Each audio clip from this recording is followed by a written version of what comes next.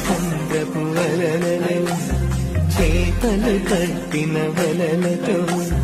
జీవన నావ పయనములో దేవుని పిలుపు గమ్యములో నిలిచిన ధీరుడు పేతురు యేసుని ప్రథమ శిష్యుడు